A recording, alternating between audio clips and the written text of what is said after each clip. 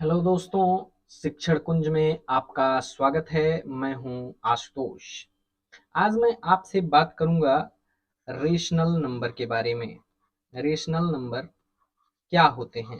What is rational number? जैसा कि आप सभी जानते हैं, ये एक नंबर लाइन है। ओके। और इसके मिड पॉइंट में ये पॉइंट जीरो है। यहाँ पे पॉजिटिव डायरेक्शन होता है इस साइड, और इस साइड निगेटिव डायरेक्शन होता है।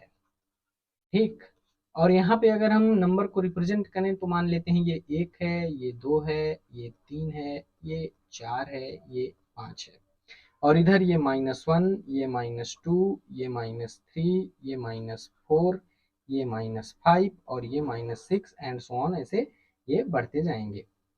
तो आप देख रहे हैं, यहाँ पे एक नंबर मैं लेता हूँ 1, और एक नंबर मैं लेता हूँ 3, एक नंबर मैं ले लेता हूँ -5।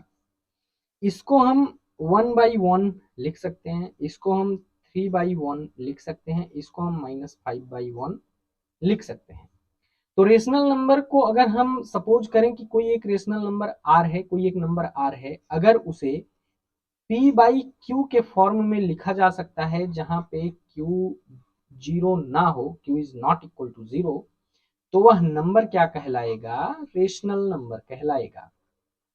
इसकी डिफिनीशन लिख सकते हैं कि suppose a number r which can be written as p by q form where q is not equal to 0 called rational number। अच्छा, अब आप लोग ये बताइए, क्या जीरो रेशनल नंबर है? क्या जीरो एक रेशनल नंबर है? क्या जीरो को हम 0/1 लिख सकते हैं? बिल्कुल लिख सकते हैं। 0/1 का मतलब जीरो ही होता है, इसलिए हम इसको रेशनल नंबर कहेंगे कि जीरो रेशनल नंबर होता है। ध्यान दीजिएगा कि जीरो को हम 0/0 नहीं लिख सकते, क्योंकि 0/0 ये अनडिफाइन होता है, ये अपरिभाषित, अगर हिंदी में कहें तो ये अपरिभाषित है। इसलिए आप जीरो को 0/0 नहीं लिख सकते, यानी आप ये नहीं कह सकते कि 0/0 इज इक्वल टू जीरो होता है, ये गलत है।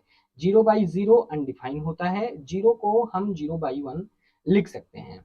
अब इसमें सबसे एक इम्पॉर्टेंट चीज जो आती है, अक्सर आपको एकेडमिक में आप देखते हैं, क्लास 9th में ऐसे क्वेश्चंस आपको मिल जाते हैं, और कंपटीशन में भी कभी कभी ऐसे क्वेश्चंस पूछ लेते हैं, जो कि बहुत ही नॉर्मल होता है। तो आइए देखते हैं वो क्या है। जैसे मैंने कह दिया कि एक नंबर है 2 और एक नंबर है 6, ये क्या रेशनल नंबर है? बिल्कुल, ये रेशनल नंबर है। अब इन दोनों के बीच में कितने रेशनल नंबर हैं और क्या क्या रेशनल नंबर हैं, यानी how many rational numbers, how many rational numbers between 2 and 6, and what is that number? तो हम देखते हैं 2 और 6 के बीच में 3 आता है, 4 आता है, 5 आता है। तो हम कह सकते हैं कि 2 और 6 के बीच में 3 रेशनल नंबर हमें मिल रहे हैं, जो 3 हैं, 4 हैं, 5 हैं। ठीक। हम अगर एक और नंबर लिखते हैं, जैसे मान लीजिए 15 लिखा मैंने और यहाँ पे 18 लिख दिया। अब इन दोनों के बीच में कितने रेशनल नंबर हैं और क्या क्या हैं, तो स्पष्ट देख सकते हैं, 16 और 17 दो रेशनल नंबर मिल रहे हैं। एक तरह से हम इसको इस तरीके से भी निकाल सकते हैं, जैसे 2 और 6 के बीच में अगर हमें रेशनल नंबर निकालना हो, 2 + 6/2 यानी 8/2 इज इक्वल टू 4। एक रेशनल नंबर हमें 4 मिल गया। अब 2 से बड़ा और 4 से छोटा जितने नंबर आएंगे वो रेशनल नंबर है, और 4 से बड़े 6 से छोटे जितने नंबर आएंगे वो रेशनल नंबर हैं, क्योंकि आपको बीच का एक रेशनल नंबर मिल चुका है। तो ये तो एक ऐसे क्वेश्चन है जिनमें हम स्पष्ट देख सकते हैं कि यहाँ पे कितने रेशनल नंबर हैं और कौन कौन रेशनल नंबर है। चलिए मैं आपको एक डिफरेंट टाइप का नंबर देता हूँ। मान लीजिए मैंने आपको नंबर दिया 1 और मैंने आपको नंबर दिया 2। अब बताइए इसमें रेशनल नंबर क्या है और कितने रेशनल नंबर हैं, ये आप बता सकते हैं? देखिए यहाँ पे तो हम स्पष्ट कह सकते हैं 1 और 2 के बीच में एक रेशनल नंबर हमें 1/2 मिलेगा। नहीं मिलेगा, क्योंकि ये 1/2 1 से छोटा होता है। तो फिर 1 और 2 के बीच में हमें और कौन सा रेशनल नंबर मिल सकता है? चलिए ये वाला रूल अप्लाई करते हैं। 2 + 1 इज बाई 2 यानी 3/2। एक रेशनल नंबर हमें 3/2 मिल गया। क्या और कोई रेशनल नंबर है इसके अलावा? जी बिल्कुल होगा, क्योंकि कोई भी नंबर हो, यही 2 और 6 अगर आप ले लें तो इनके बीच में केवल यही 3 ही रेशनल नंबर नहीं होंगे, इनफाइनाइट रेशनल नंबर होंगे। यहाँ पे इनफाइनाइट रेशनल नंबर यानी रेशनल नंबर्स की संख्या अनंत होगी इन दोनों संख्याओं के बीच ही। आप समझ लीजिए इस नंबर के खेल को कि इन दोनों के नंबर के बीच ही जो रेशनल नंबर होंगे वो अनंत होंगे, उनकी गिनती नहीं की जा सकती है, बस उनको निकाला जा सकता है, लेकिन किस हद तक आप निकाल पाएंगे वो गिनती के बाहर हैं, आप उनकी गिनती नहीं कर सकते। उसी प्रकार 1 और 2 के बीच में केवल 3/2 ही एक रेशनल नंबर नहीं है, और भी रेशनल नंबर है। तो एक तो ये मेथड आपके सामने हो गया कि अगर आपको एक रेशनल नंबर मतलब प्राप्त करना है तो आप ऐसे ले सकते हैं और एज्यूम कर सकते हैं एक कि इससे छोटा इससे बड़ा क्या होगा, और इस तरीके से आप रेशनल नंबर निकाल सकते हैं। इसका एक और तरीका है। अब मान लीजिए आपको मैंने एक नंबर दिया 1/2 और एक नंबर दिया 5/2। अब बताइए इसके बीच में कौन सा रेशनल नंबर होगा? चलिए एक बार ये वाला नियम अप्लाई करते हैं। 1/2 + 5/2/2 ये हो गया 6/2/2, ये आ जाएगा 6/4, ये आ गया 2 × 3 = 6, 2 दूनी 4, यानी एक रेशनल नंबर तो आपको मिल गया 3/2।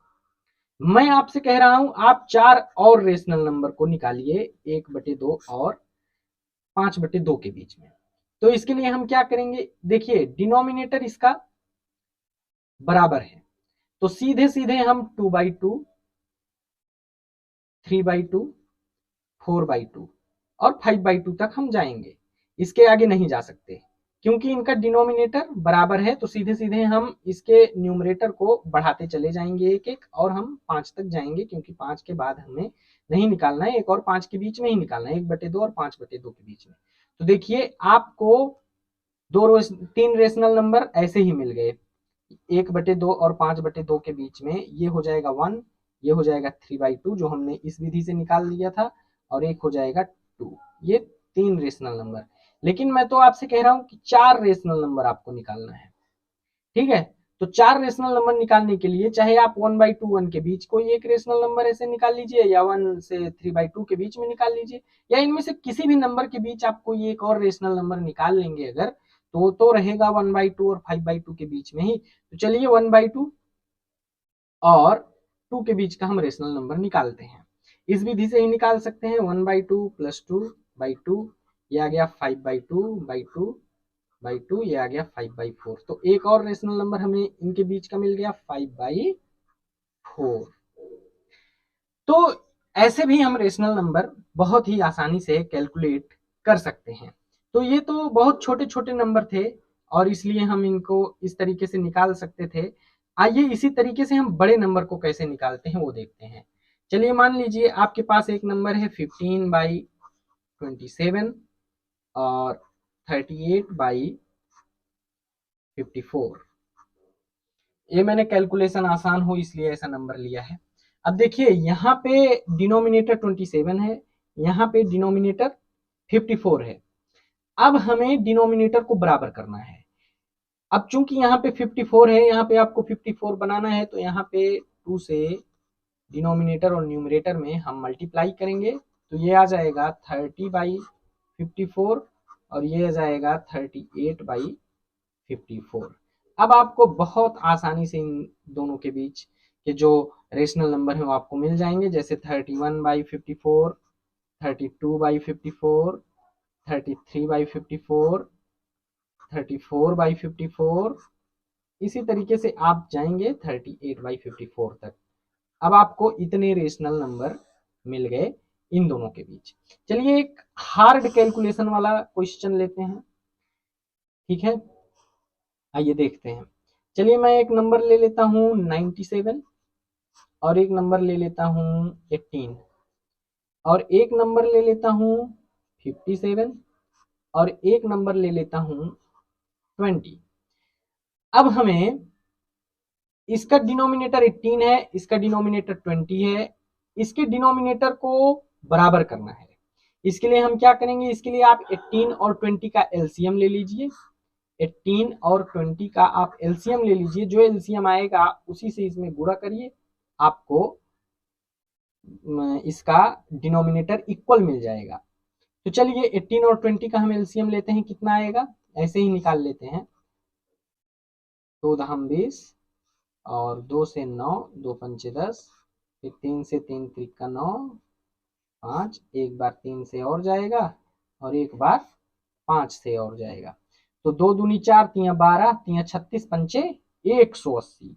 यानी इसमें हम 10 से गुणा कर दें और इसमें हम 9 से गुणा कर दें, तो ये आपका बन जाएगा डिनोमिनेटर इक्वल, यानी 90 70 बाई 180, और ये 9 सत्ते 63 के 3 हासिल 6, 9 पचे 45, 6 51 और ये 180।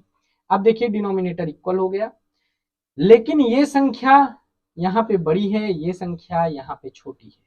तो कोई बात नहीं, आप यहाँ से ही शुरू कर सकते हैं। ये 513 है तो ये 514 बटे 180, ये 515 बटे 180, और इससे भी आप शुरू कर सकते हैं 969 बटे 180, 968 बटे 180।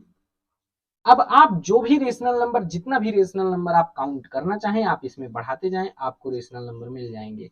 आप ये याद रखिएगा, जैसे ये एक 31 बटे 54 एक नंबर है और एक नंबर 32 बटे 54 है, इनके बीच भी रेशनल नंबर्स हैं और उनकी भी संख्या इनफाइनाइट है, इनफाइनाइट है। जो 6 7 8 के बच्चे हैं वो बहुत अच्छे से नंबर्स के साथ खेलना जानते हैं, उनको बताया जाता है how to play with numbers. तो अगर आप कंपटीशन की तैयारी कर रहे हैं और आपको अपने मैथ को थोड़ा फन तरीके से पढ़ना है, तो आप एनसीईआरटी का जो 6 7 8 की बुक्स हैं उनके मैथ को पढ़ना शुरू करिए, उनके थ्योरी को पढ़ना शुरू करिए, उनके क्वेश्चंस को आप लगाना शुरू करिए। उनमें जो तरीके दिए गए हैं वो बहुत ही कमाल के हैं, आपको बहुत ही वो आनंद देंगे और आपका मैथ बहुत ही अच्छा होगा। तो कंपटीशन में ऐसे क्वेश्चंस आते हैं कि फला नंबर और फला नंबर के बीच में कितनी रेशनल नंबर्स होंगे, ये तो इनफाइनाइट हो जाएंगे। मुख्यतः कितने रेशनल नंबर हो सकते हैं इनकी भी कोई गणना नहीं की जा सकती, लेकिन एक बताया तो जा सकता है कि मुख्यतः जैसे 4 और 6 के बीच में मुख्यतः एक रेशनल नंबर सीधे सीधे पूर्णांक में हमें मिल रहा है, ऐसा बताया जा सकता है। तो ये था तरीका रेशनल नंबर निकालने का। तो आपको मेरा सेशन कैसा लगा प्लीज मुझे जरूर बताइएगा। फिर मिलेंगे एक दूसरे टॉपिक के साथ, तब तक के लिए नमस्कार, जय हिंद, वंदे मातरम।